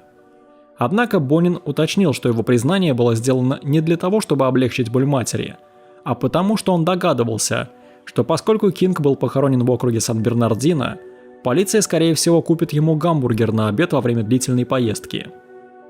В течение нескольких дней Бонин во все более наглядных подробностях признался в похищении, изнасиловании и убийстве 21 молодого человека и мальчика. Он не выразил раскаяния в своих действиях, но продемонстрировал крайнее смущение и сожаление о том, что его поймали. Позднее следователь округа Ориндж вспоминал, что в комнате для допросов не было ни одного полицейского, который не хотел бы убить Бонина после его признаний. Бонин заявил властям, что его основным сообщником в убийствах был Батс, а Майли и Мунро были активными сообщниками в других убийствах. Бонина связали со многими убийствами по пятнам крови и спермы и многочисленным характерным зеленым ковровым волокнам с изображением трискелиона, обнаруженным на телах 7 жертв, которые, как было доказано судебно-медицинской экспертизой, точно соответствовали ковровому покрытию в задней части фургона Бонина. Кроме того, на телах 3 жертв следователи обнаружили образцы волос, которые оказались точно такими же, как у Бонина. Медицинские свидетельства также показали, что 6 убийств, в которых был обвинен Бонин, были совершены с помощью уникального метода удушения монтировкой, который позже был назван прокурором на суде округа Лос-Анджелес визитной карточкой Бонина. Первоначально официально привлеченный к суду за убийство Грабса 25 июля, уже к 29 июля Бонину было предъявлено обвинение еще в 15 убийствах, в которых он сознался и по которым обвинение полагало, что у них было достаточно доказательств для вынесения обвинительного приговора. В дополнение к 16 обвинениям в убийстве, Бонину также было предъявлено обвинение по 11 пунктам в грабеже, 1 пункту в содомии и 1 пункту в хулиганстве. 8 августа 1980 года Бонину были официально предъявлены все остальные обвинения. 3 дня спустя, в соответствии со статьей 987 Уголовного кодекса, Бонину был назначен адвокат Эрл Хэнсон. Хэнсон оставался поверенным Бонина до октября 1981 года, когда по просьбе Бонина его заменили Уильям Чарвит и Трейси Стюарт. Основываясь на признании Бонина, полиция получила ордер на обыск собственности Батса в Лейквуде. Во время этого обыска обнаружили улики, связывающие Батса с несколькими убийствами, в которых Бонин уже признался.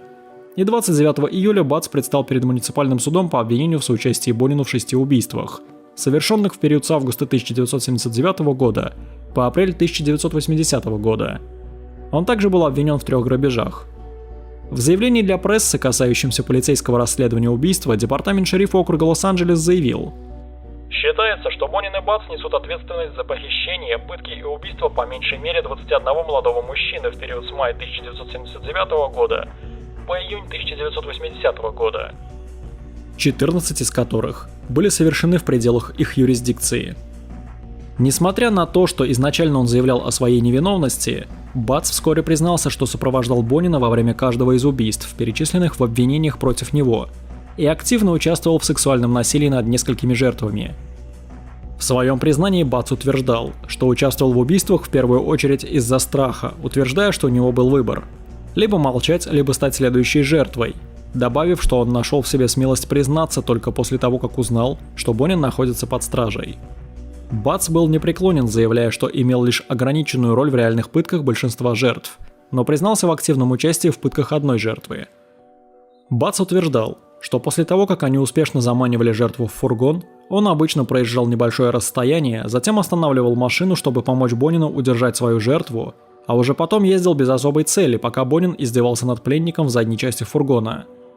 Батс утверждал, что его участие в убийствах обычно ограничивалось удерживанием жертв, хотя он признался, что изувечил одну жертву проволочной вешалкой. На вопрос, почему некоторые жертвы получили более обширные травмы тупым предметом, чем другие, заявил, что во многих случаях Бонин увеличивал уровень избиений, которым он подвергал свою жертву, если юноша сопротивлялся его сексуальным домогательствам. Батс предстал перед судьей муниципального суда округа Ориндж 14 ноября 1980 года. В этот день ему было официально предъявлено обвинение в участии в еще 3 убийствах, совершенных в этом округе. Суд над ним был назначен на 27 июля 1981 года. 31 июля Мунро был арестован в своем родном городе Порт-Гурон, штат Мичиган. Он был экстрадирован в Калифорнию и обвинен в убийстве Уэллса. 14 августа Мунро признал себя невиновным по всем обвинениям против него. 22 августа Майли, которому на тот момент было 19 лет, был арестован в Техасе, и впоследствии ему были предъявлены обвинения в убийстве Миранды и Макабе. Майли был арестован после того, как признался в своей причастности к этим убийствам во время записанного телефонного разговора с другом, что подтверждало более ранние признания Бонина.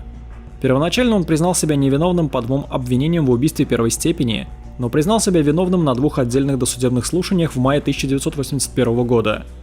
На предварительном слушании, состоявшемся в округе Лос-Анджелес 2 января 1981 года, Бонин официально признал себя невиновным по 14 обвинениям в убийстве первой степени и многочисленным пунктам обвинения в содомии, грабеже и погроме. В 11 из этих обвинительных актов также утверждалось особое обстоятельство тяжкого преступления – убийство, ограбление. В тот же день Батсу было предъявлено обвинение по 5 пунктам в убийстве, а также по 3 пунктам в грабежах. Через 4 дня после своего официального обращения к судье, Батс покончил жизнь самоубийством, повесившись на полотенце в своей камере.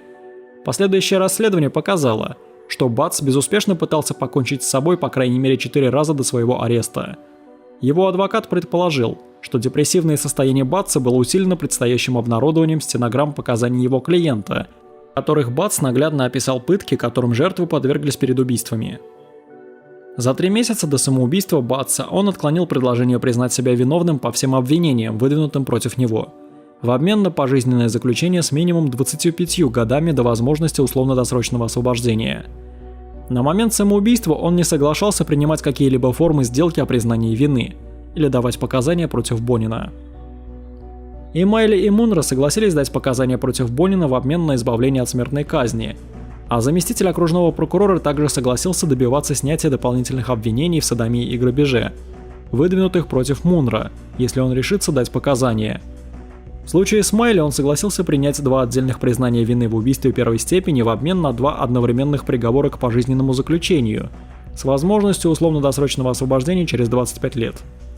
Уильям Пью также согласился дать показания, признав себя виновным по 1 пункту обвинения в непредумышленном убийстве, за которое позже получил 6 лет тюрьмы.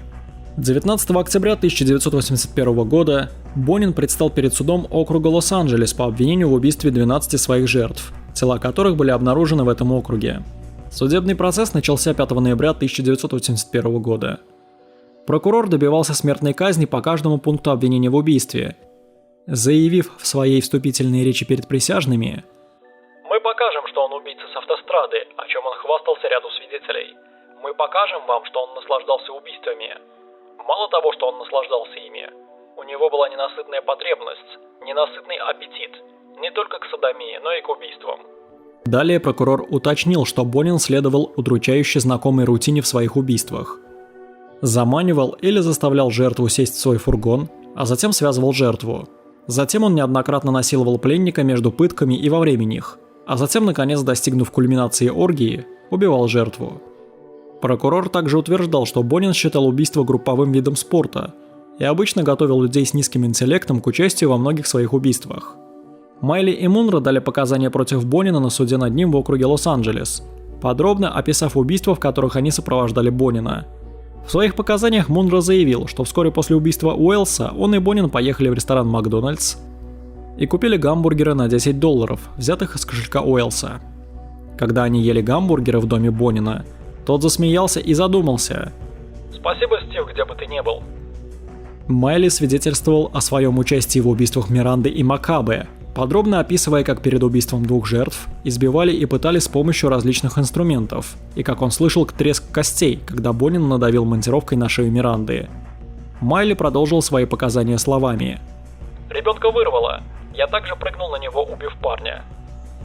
Несколько присутствующих поспешно покинули зал суда, когда сообщники Бонина дали свои показания, позднее заявив репортерам, собравшимся у здания суда, что они сочли изложенные подробности слишком тошнотворными. Стратегия адвокатов Бонина заключалась в том, чтобы оспорить достоверность слов многочисленных свидетелей обвинения и предположить, что все отклонения в поведении Бонина заключались в обширном физическом, сексуальном и эмоциональном насилии, которым он подвергался на протяжении всей своей ранней жизни. Чтобы поддержать это утверждение, адвокаты Бонина вызвали эксперта по влиянию насилия и жестокого обращения на развитие детей для дачи показаний относительно выводов психологических обследований, которые он провел в отношении Бонина. Доктор полагал, что в детстве Бонин не получал заботы, защиты и поведенческой обратной связи, необходимых для достаточного психологического развития. Он также заявил, что повсеместное физическое, сексуальное и эмоциональное насилие было настолько постоянным и распространенным, что Бонин не понимал различий между насилием и любовью. В прямом опровержении обвинение вызвало судебного психиатра, известного эксперта по расстройству контроля импульсов и расстройству сексуального садизма, который показал, что общая модель поведения Бонина несовместима с неспособностью контролировать свои импульсы. Он также свидетельствовал о том, что действия Бонина отражают планирование, а не импульсивное поведение. Таким образом, психиатр пришел к выводу, что Бонин был сексуальным садистом, и что хотя он страдал антисоциальным расстройством личности, ни одно из этих состояний не нарушило его способность контролировать свои действия. 24 ноября заключенный Ллойд Дуглас показал, что Бонин хвастался перед ним своей причастностью к убийствам с автострады, когда оба находились в тюрьме округа Лос-Анджелес летом 1980 года. По словам Дугласа, Бонин показал газетную статью и сказал: «Это маленькие мальчики, которых я поймал». Затем Дуглас обрисовал в общих чертах ряд непристойных утверждений относительно пыток Бонином жертв. В ходе перекрестного допроса Дуглас признал, что сообщил об этих утверждениях властям только после того, как признал себя виновным в умышленном убийстве и краже со взломом второй степени. Дуглас также показал, что является двоюродным братом жертвы Лоуренса Шарпа. Вопреки отклоненным возражениям адвоката Бонина, репортер из Фресно Дэвид Лопес согласился дать показания от имени обвинения относительно деталей 7 интервью, которые Бонин дал ему в период с декабря 1980 года по апрель 1981 года. В своих показаниях Лопес заявил, что Бонин сначала сообщил ему, что откажется разговаривать с любым другим репортером, если Лопес согласится не передавать точные детали интервью. Лопес согласился на эти условия, и Бонин признался ему, что он действительно был убийцей с автострады и что он убил 21 жертву. Возраст жертв колебался от 12 до 19 лет, причем его самая младшая жертва, Макабе, была самой легкой жертвой, которую можно было убить. Бонин признался, что хотя его и возмущала перспектива казни, он неоднократно предпочитал убивать просто потому, что ему нравился звук умирающих детей. Лопес также показал, что Бонин сообщил ему, что убил одну жертву, неоднократно ударив ее кулаком в горло, и что основным стимулом для его раскрытия властям местонахождения тела Кинга на самом деле было осознание, что полиция купит ему гамбургер. Лопес также заявил, что когда он спросил Бонина, что бы он сделал, если бы все еще был на свободе, Бонин ответил: «Я бы все еще убивал. Я не мог перестать убивать. С каждым разом становилось все легче». После перекрестного допроса адвокат Бонина удостоверился, что Лопес признал, что его показания основаны на том, что он вспомнил из допросов, а не на каких-либо рукописных заметках, хотя он категорически отрицал, что получал какую-либо плату за дачу показаний. Заключительные аргументы длились с 16 по 22 декабря 1981 года. В своем заключительном аргументе от имени обвинения прокурор описал Бонина как ненасытного, бессердечного человека, который действовал заранее со злым умыслом и получал чрезвычайное удовольствие от страданий, которые он причинил своим жертвам. Прокурор рассказал о пытках, которым подвергались жертвы Бонина, прежде чем завершить свои заключительные аргументы, призвав присяжных дать ему то, что он заслужил. Поверенный защиты начал свое заключительное выступление 21 декабря. Хотя он открыто не просил присяжных признать Бонина невиновным, он просил их вынести только разумный вердикт, что указывает на вероятность внесения оправдательного приговора по некоторым пунктам, по которым Бонину были предъявлены обвинения. Затем он прислушался к достоверности некоторых представленных показаний, выразив особое презрение к Майли и Мунро, которые перевернули доказательства штата и таким образом адаптировали свои показания к желаниям полиции. Адвокат назвал их показания маловероятными. Адвокат неоднократно напоминал присяжным, что он выявил множество несоответствий в показаниях Мунро об убийстве Уэллса в различных заявлениях, которые он дал, и вынуждал его признать, что он лгал во многих случаях. Также напомнил присяжным о жестоком обращении с Бонином в детстве, о показаниях доктора и о диагнозах, поставленных врачами в больнице Атаскадера между 1969 и 1971 годами. Затем он заявил, что обвинение прибегло к тому, что было немногим больше, чем тактика отвращения, в надежде, что Бонин будет осужден на этом основании. После заключительных аргументов судья приказал отложить судебное разбирательство до 28 декабря, когда он передал свои последние инструкции присяжным, которые затем официально приступили к своим обсуждениям.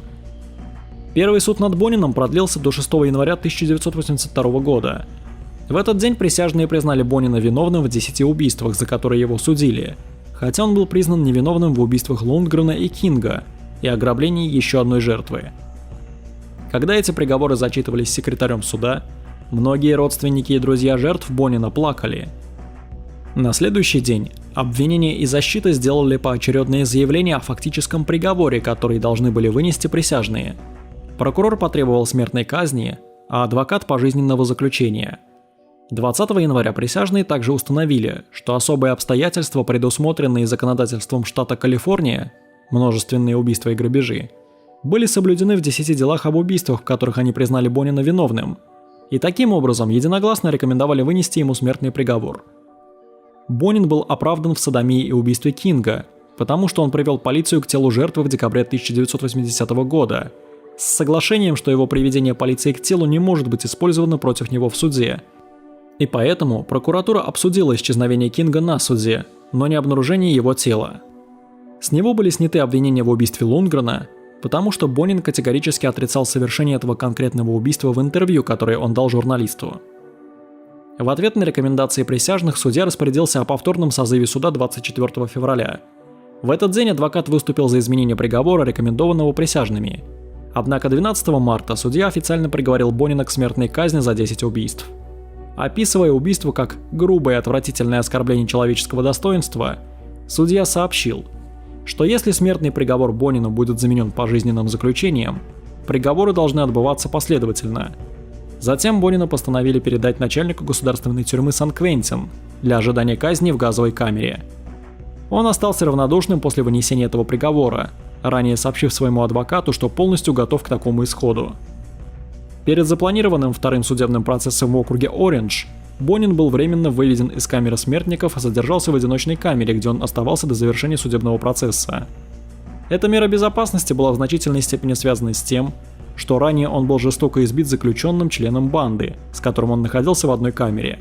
Адвокат попытался добиться изменения места проведения, сославшись на широкую огласку до суда вокруг дела в округе, сводящую к минимуму шансы на получение беспристрастных присяжных.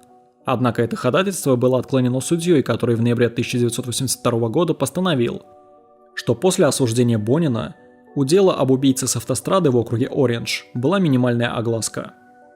21 марта 1983 года Бонин предстал перед судом в округе Ориндж по обвинению в грабеже и убийстве еще 4 человек, которые были найдены убитыми в пределах этой юрисдикции в период с ноября 1979 года по май 1980 года.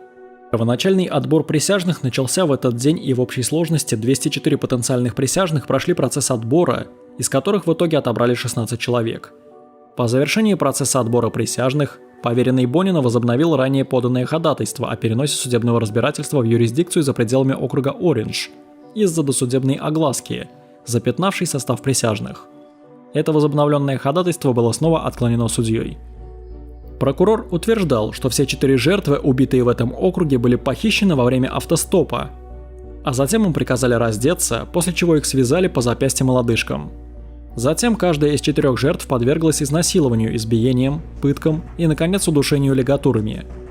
В каждом случае лигатура оставляла отпечаток размером примерно полдюйма на шее жертвы. Прокурор также обратил внимание на сходство каждого из этих убийств и 2 из тех, за которые Бонин ранее был осужден в округе Лос-Анджелес. Убийство Миранды и Уэллса.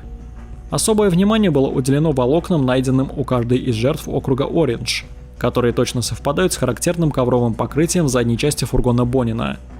Таким образом, 4 жертвы округа Ориндж были убиты тем же человеком, который убил Миранду и Уэлса, а его сообщники в этих двух убийствах, Майли и Мунро, дали показания против Уильяма Бонина. Чтобы еще больше поддержать это утверждение, обвинение также представило судебно-медицинских экспертов, которые показали, что волокна, обнаруженные на телах всех 6 рассматриваемых жертв, точно совпадают с ковровым покрытием в фургоне Бонина. Интерьер фургона также был сильно запачкан человеческой кровью. Эти утверждения были опровергнуты адвокатом, который утверждал, что любое сходство в модус операнди не является автоматическим доказательством вины его клиента, и что представленные доказательства не поддерживают утверждение обвинения, вне разумных сомнений в том, что Бонин виновен в данных убийствах. В частности, адвокат подверг критике доверия к Мунро и далее утверждал, что Бонин был просто козлом отпущения в 4 нераскрытых убийствах. Во время 6-недельного судебного разбирательства адвокаты Бонина вызвали 2 свидетелей в его защиту, одним из которых был Мунро, который признал, что Бонин общался с ним до его дачи показаний на этом втором судебном процессе, требуя, чтобы он солгал, когда его вызвали для дачи показаний. 1 августа оба адвоката выступили с заключительными аргументами перед присяжными, которые затем удалились для вынесения приговора. Присяжные совещались менее 3 часов, и 2 августа объявили, что они признали Бонина виновным в каждом из 4 убийств, в дополнение к 3 пунктам обвинения в грабежах. После 3 дней обсуждения фактического наказания, которое должно быть наложено на Бонина, 22 августа присяжные объявили о своих рекомендациях приговорить его к смертной казни по каждому пункту обвинения. Судья отложил официальное вынесение приговора до 26 августа. В этот день Бонин получил еще 4 смертных приговора, причем судья назвал Бонина садистом и виновным в чудовищном преступном поведении.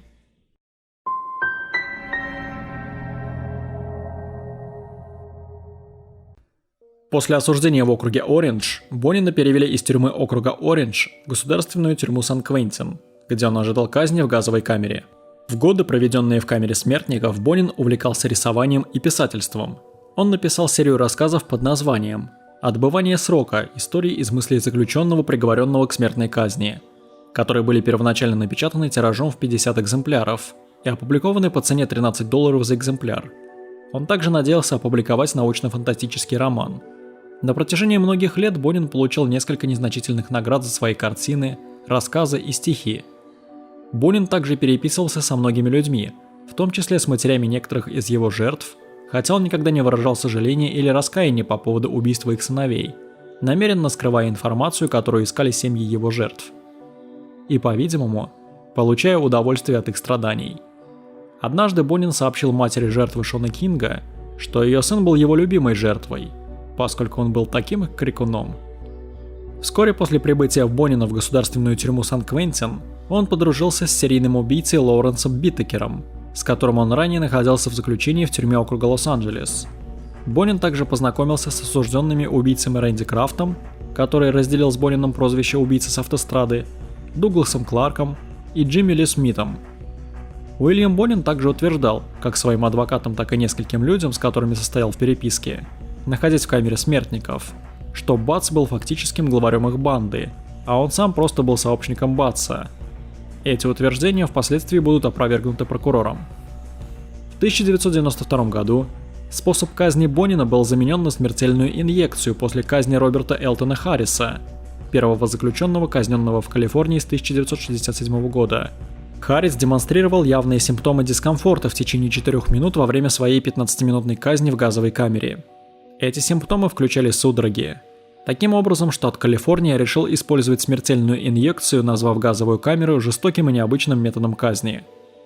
Бонин подавал многочисленные апелляции на свои обвинительные приговоры, ссылаясь на такие моменты, как предвзятость присяжных, возможность возбуждения присяжных из-за прослушивания многочисленных заявлений жертв, которые его защитник предлагал оговорить, и неадекватная защита в качестве основания для каждой апелляции.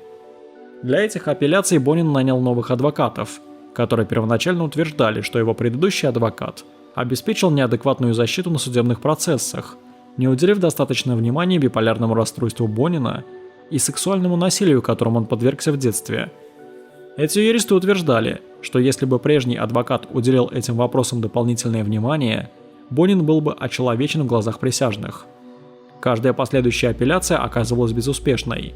Верховный суд США отказывался отменять смертный приговор Бонину в августе 1988 года и январе 1989 года. Несмотря на то, что приговоры Бонина остались в силе, Верховный суд высмеял судью по делу за то, что он не в полной мере прислушался к предупреждению, данному обвинением перед судебным процессом в округе Лос-Анджелес, о том, что Мунро обсуждал возможность согласия на юридическое представительство адвоката Бонина перед дачей показаний. Несмотря на предупреждение адвоката о потенциальном конфликте интересов, судья разрешил ему выступать в качестве защитника Бонина на его первом судебном процессе. Несмотря на этот факт, в 1989 году Верховный суд постановил, что адвокат фактически провел перекрестный допрос Мунро в суде, и что действия судьи, хотя и признанные необъяснимыми, не нанесли реального ущерба правовой защите Бонина. Окончательное представление в апелляционный суд Соединенных Штатов было подано в октябре 1994 года, где Бонин оспаривал такие моменты, как отказ в эффективной помощи адвоката на судебных процессах, отказ в надлежащей правовой процедуре на суде в Лос-Анджелесе, а также отклонение судьей на судебном процессе в округе Ориндж, ходатайство адвоката об изменении места проведения заседания. Эта окончательная апелляция была отклонена 28 июня 1995 года, и судьи апелляционной инстанции заявили, что они не нашли доказательств неправомерных действий и что не существует никаких доказательств того, что 13 присяжных заседателей, участвовавших в судебном процессе в округе Ориндж, не могли действовать беспристрастно. Таким образом, судьи апелляционной инстанции заявили о своем удовлетворении обоснованностью обвинительного приговора Бонину, заключив, что вердикт Бонина не изменился бы при раскрытии дополнительных смягчающих обстоятельств. Различные эксперты, исследовавшие Бонина, также выявили противоречия в словах друг друга. Доктор Пак Дитс полагал, что его коллега доктор Дэвид Фостер в значительной степени неверно охарактеризовал и преувеличил факты, на которых основывалось доказательство того, что Бонин подвергался жестокому обращению в детстве, и ошибся, предполагая, что у Бонина имеется рефлекс Бабинского и другие симптомы, которые изначально предполагались как указывающие на синдром дефицита внимания или другое незначительное расстройство. Кроме того, магнитно-резонансная томография и электроэнцефалограммы, проведенные неврологом на Бонине, показали, что у него были минимальные, если таковые имеются, аномалии головного мозга. 20 февраля 1996 года 9-й окружной апелляционный суд отклонил ходатайство о помиловании, поданное адвокатами Бонина на основании неадекватного юридического представительства на обоих процессах над ним. Едва ли за час до его запланированной казни Верховный суд отказался выслушать последнее заявление Бонина об отмене его смертного приговора, а созванная коллегия почти единодушно согласилась с тем, что собственные поверенные Бонина не преминули предоставить своему клиенту адекватное юридическое представительство, не обнаружив ранее представленные ими заявления об обнаружении доказательств, подтверждающих невиновность Бонина. Кроме того, эти апелляционные судьи постановили, что адвокаты Бонина не должны были ждать до последней минуты, чтобы представить аргументы для отмены или отсрочки надвигающегося смертного приговора их клиенту. Эти созванные судьи также отклонили окончательное утверждение Бонина о том, что он имел право выбирать между газовой камерой или смертельной инъекцией в качестве фактического метода казни. Бонин был казнен с помощью смертельной инъекции в газовой камере государственной тюрьмы Сан-Квентин 23 февраля 1996 года.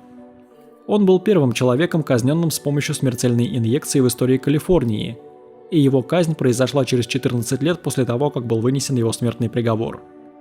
В последнем интервью, данном местной радиостанции менее чем за 24 часа до казни, Бонин заявил, что он смирился с тем фактом, что вот-вот умрет, добавив, что его единственное серьезное сожаление в жизни было в том, что его подростковая страсть к боулингу не сильно затянулась, чтобы сделать его профессионалом в этом спорте.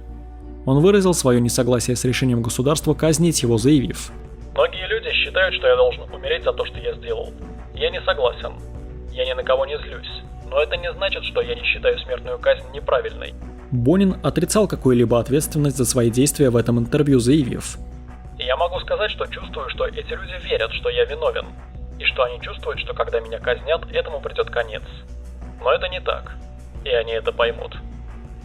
Он полагал, что уже не является тем человеком, которым был во время своих преступлений, и не сможет жить нормальной жизнью за пределами тюрьмы. Настаивая на том, что он не контролировал свои действия, Бонин утверждал, что его желание убивать было слишком сильным, чтобы сопротивляться. А затем выразил надежду, справиться с тем, что я сделал. В 18:00 в день казни Бонина перевели из его камеры в камеру смертников, где он заказал свой последний ужин. 2 большие пиццы, 3 пинты мороженого и 3 упаковки Кока-Колы по 6 штук, которые он съел во время просмотра эпизода телевикторины Джеопарди. Его последние часы прошли в компании 5 человек, которых он выбрал для этого случая. Среди них были его поверенный, капеллан и биограф. Каждый из них позднее заявил, что Бонин, казалось, смирился со своей судьбой.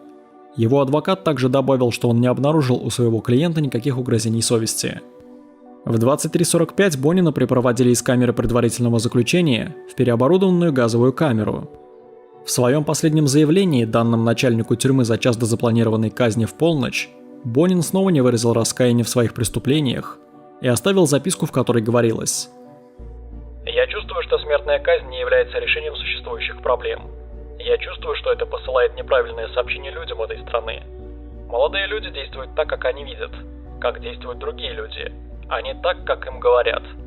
Я бы посоветовал, когда у человека возникает мысль совершить что-то серьезное против закона, прежде чем он это сделает, он должен уйти в тихое место и серьезно подумать об этом».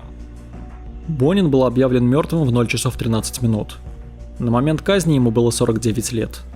Никто из родственников Бонина не стал свидетелем его казни, хотя свидетелями этого события были несколько родственников его жертв, многие из которых плакали и обнимались, когда его смерть была официально подтверждена.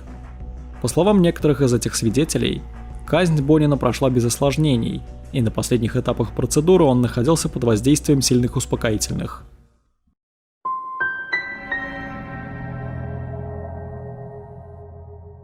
Через 4 месяца после ареста Бонина, 11 октября 1980 года, его 61-летний отец умер от цирроза печени. Его состояние было вызвано чрезмерной алкогольной зависимостью. Семья Уильяма Бонина отказалась запрашивать его останки в течение нескольких недель после его казни в 1996 году. Впоследствии останки были кремированы на частной церемонии без присутствия членов его семьи. Прах Бонина позже развеяли над Тихим океаном. Через 3 недели после казни Бонина власти обнаружили, что его мать открыто использовала административную ошибку, связанную с выплатами пособий по инвалидности ее сына, которые Бонин начал получать в связи с психическим расстройством в 1972 году, и которые должны были прекратиться после его заключения в 1982 году. Эта ошибка на общую сумму $79 424 была обнаружена только после того, как распорядитель похорон уведомил администрацию социального обеспечения о смерти Бонина. Мать Уильяма впоследствии согласилась выплатить компенсацию за получение этих платежей, заявив, что ни она, ни ее сын не знали о незаконности своих действий. МакВикер, юноша, который пережил нападение Бонина в 1974 году, стал свидетелем его казни. Он был травмирован этими событиями. Его каждую ночь преследовали кошмары, связанные с этим инцидентом. Он бросил школу и стал зависимым от наркотиков и алкоголя. Тем не менее, он описал опыт наблюдения за казнью как символ завершения и начала моей жизни. В течение многих лет после казни Бонина МакВикер активно выступал за то, чтобы его сообщники Майли и Мунро оставались в заключении. В одном из интервью, данных в 2011 году, МакВикер заявил, что основной причиной, по которой он был вдохновлен на кампанию против их освобождения, были слова, которые одна из матерей жертв сказала ему после того, как он дал показания на первом суде над Бонином. «Ты должен говорить устами моего ребенка». Мунро был приговорен к заключению от 15 лет до пожизненного заключения за убийство Стивена Уэллса второй степени 6 апреля 1981 года. Он неоднократно обжаловал свой приговор, утверждая, что до убийства Уэллса не знал, что Бонин был убийцей с автострады, а также, что его обманом заставили принять сделку о признании вины. Он также писал сменявшим друг друга губернаторам с просьбой казнить его. Мунро неоднократно отказывали в условно-досрочном освобождении, и он содержится в государственной тюрьме Мул-Крик. Он сможет быть досрочно освобожден не ранее 2029 года. Майли был приговорен к сроку от 25 лет до пожизненного заключения за убийство первой степени Чарльза Миранды 5 февраля 1982 года. В этот день Майли сообщили, что ему нужно будет отбыть минимум 16 лет и 8 месяцев, прежде чем он сможет претендовать на условно-досрочное освобождение. Позднее он был приговорен к одновременному сроку от 25 лет до пожизненного судьей округа Ориндж за похищение и убийство Джеймса Маккабе. Первоначально заключенный в Калифорнийском центре лечения наркомании и государственной тюрьме Коркоран, Калифорния, Майли позже был переведен в государственную тюрьму Мул-Крик. За годы заключения Майли неоднократно делали выговоры за нарушение тюремных правил.